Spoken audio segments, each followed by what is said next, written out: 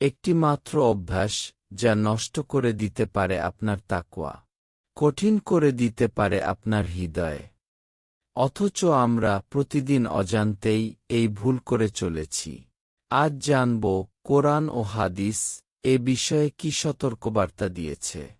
মানুষের শরীরের ছোট একটি অঙ্গ জিহ্বা, কিন্তু এর প্রভাব অত্যন্ত গভীর।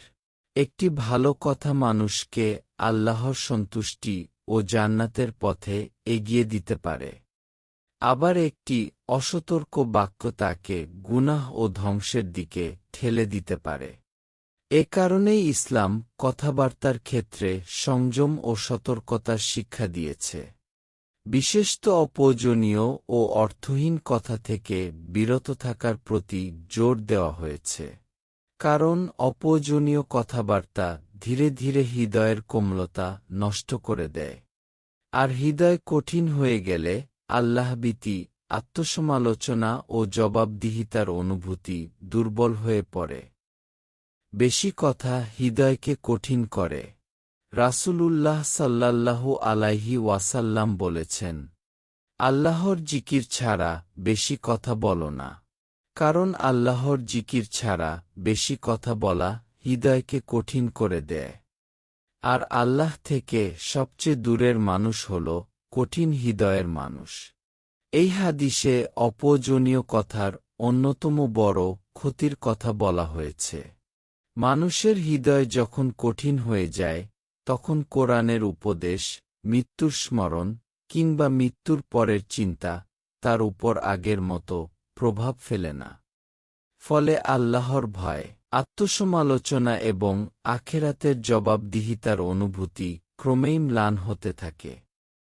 মুমিনের পরিচয়ে অনর্থক কথা বর্জন। পবিত্র কোরআনে আল্লাহ তাআলা সফল মুমিনদের বৈশিষ্ট্য বর্ণনা করতে গিয়ে বলেন, নিশ্চয়ই মুমিনরা সফল হয়েছে যারা অনর্থক কথাক্রম থেকে মুখ ফিরিয়ে রাখে। তাফসীরবিদদের মতে লাগো বা অনর্থক কথার মধ্যে এমন সব কথা অন্তর্ভুক্ত যা দুনিয়া বা আখেরাতের কোনো উপকারে আসে না। একজন মুমিন নিজের সময় ও জিহ্বাকে এসব থেকে রক্ষা করার চেষ্টা করে। ভালো কথা বলো, নতুবা চুপ থাকো। ইসলাম মানুষকে নীরব থাকতে বলেনি, বরং কল্যাণকর কথা বলতে উৎসাহিত করেছে। তবে অপ্রয়োজনীয় কথার ক্ষেত্রে নীরবতাকেই উত্তম বলে নির্দেশ দিয়েছে। রাসূলুল্লাহ সাল্লাল্লাহু আলাইহি ওয়াসাল্লাম বলেছেন, যে ব্যক্তি আল্লাহ ও পরকালের প্রতি ঈমান রাখে সে যেন উত্তম কথা বলে অথবা চুপ থাকে। এই হাদিসের আলোকে আলেমরা বলেন, কোনো কথা বলার আগে একজন মুমিনের চিন্তা করা উচিত এতে কল্যাণ আছে কিনা। যদি না থাকে তাহলে নীরব থাকাই নিরাপদ। একটি কথাও ধ্বংসের কারণ হতে পারে। মানুষ অনেক সময় মনে করে সামান্য একটি কথা বললে তেমন কোনো ক্ষতি হবে না। অথচ হাদিসে এ ব্যাপারে কঠোর সতর্কবার্তা এসেছে।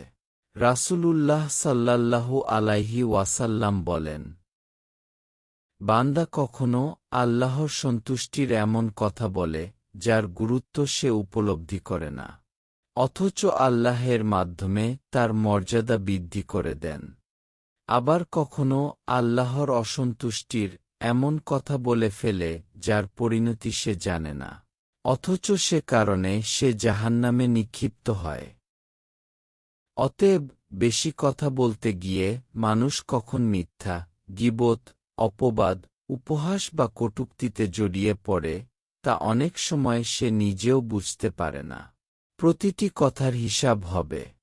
পবিত্র কোরআনে আল্লাহ তাআলা বলেন, মানুষ যে কথাই উচ্চারণ করে তা লিপিবদ্ধ করার জন্য তার কাছে সদা প্রস্তুত প্রহরী রয়েছে। এই আয়াত স্মরণ করিয়ে দেয়, মানুষের কোনো কথাই অগোচরে থাকে না, প্রতিটি শব্দের হিসাব একদিন দিতে হবে। জিহ্বার কারণে মানুষ জাহান্নামে যেতে পারে।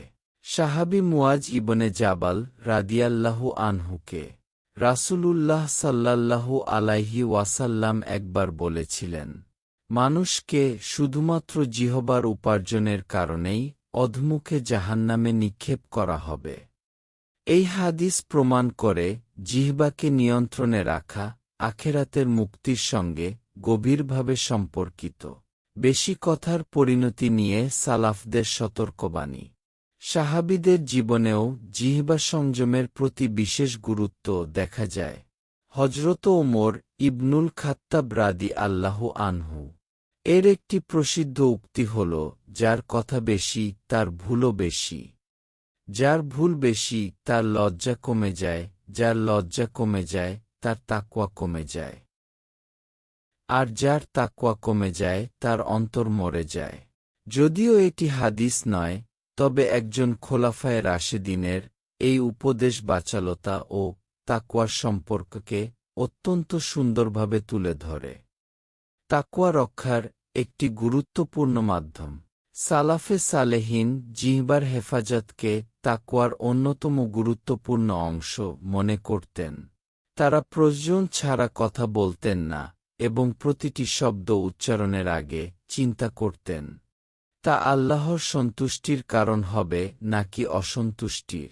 বর্তমান সময়ে সামাজিক যোগাযোগ মাধ্যম, আড্ডা ও অনলাইন আলোচনায় মানুষ আগের যেকোনো সময়ের তুলনায় বেশি কথা বলছে। ফলে গীবত, বিদ্রূপ, অপবাদ ও অনর্থক বিতর্কেও জড়িয়ে পড়ছে বেশি।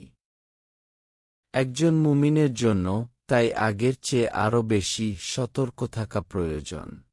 অপ্রয়োজনীয় কথা প্রথমে ক্ষতিকর মনে না হলেও ধীরে ধীরে তা হৃদয়ের কোমলতা নষ্ট করে দেয়। হৃদয় কঠিন হয়ে গেলে আল্লাহর ভয়, ইবাদতের স্বাদ, কোরআনের প্রভাব এবং গুনাহ থেকে বাঁচার অনুভূতি কমে যায়।